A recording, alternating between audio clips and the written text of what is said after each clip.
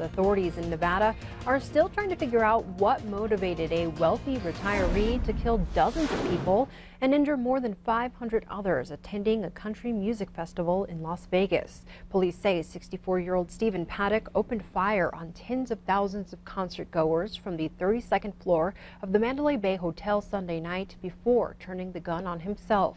President Donald Trump will travel to Las Vegas tomorrow to meet victims and first responders. Montanans at the concert have reached out and shared harrowing accounts of the violence that played out around them. For Chantel McRory of Columbus, she said when bullets were flying, people didn't cower, they stepped up. We were huddled together, and I was actually in shock, and I was shaking, and people who didn't even know me held me, and people held your hand, and people, like, they had no problem jumping over to help. So many people were so strong. That's one thing I could say, is the people there were so strong that they were more focused on the next person and getting where they need to be instead of breaking down or just giving up. More Montanans flew into Billings last night from Vegas. There were emotional reunions with family at the Logan International Airport after the evening arrival. Allegiant Air, a Las Vegas-based airline that offers flights to and from Montana, is offering free travel for family members of victims of this tragedy. You can contact the airline at AllegiantAir.com. Allegiant is also allowing travelers who want to change their plans this week to do so at no cost. Dozens in Billings responded to the tragedy by donating blood, some of which will go to Las Vegas as part of its blood supply replenishment. United Blood Services saw 65 people on Monday. The location in Billings is sister centers with the location in Las Vegas. Officials urge people to consider donating over the next few weeks. While the surge across the nation will help, blood only lasts for 42 days. Walk-ins are available, and United Blood Service is open 7 days a week. In news that's new this morning, today President Donald Trump will visit Puerto Rico to meet with first responders there, as well as those affected by Hurricane Maria. President Trump has faced criticism in recent days for what some view as his administration's slow response to the U.S. territory.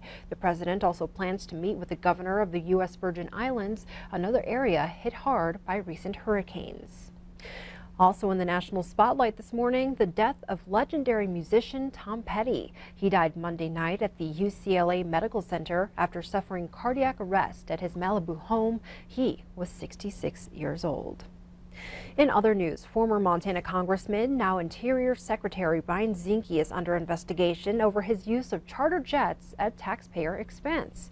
According to Politico, the Office of Inspector General launched its investigation last week after it received numerous complaints about Zinke's travel arrangements. The investigation comes as several cabinet secretaries have come under scrutiny for using private or military planes for official travel, often when commercial options were available.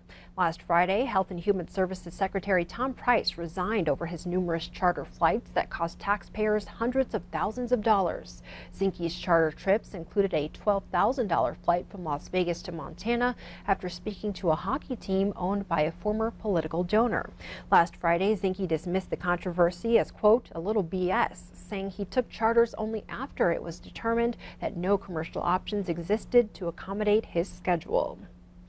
In other news, in the search for a new chancellor, a crowd at MSU Billings Forum said overall the university needs stability. With MSU President Waded Cruzado in attendance, many of those at the forum expressed support for the interim chancellor, Juan Larson.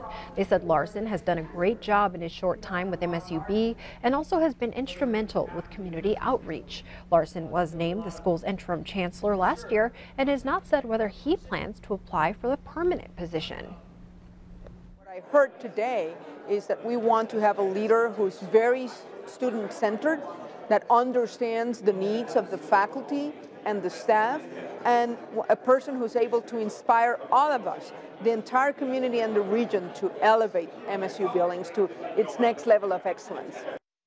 Dr. Cruzado said the goal is to have a new chancellor appointed by July 1st.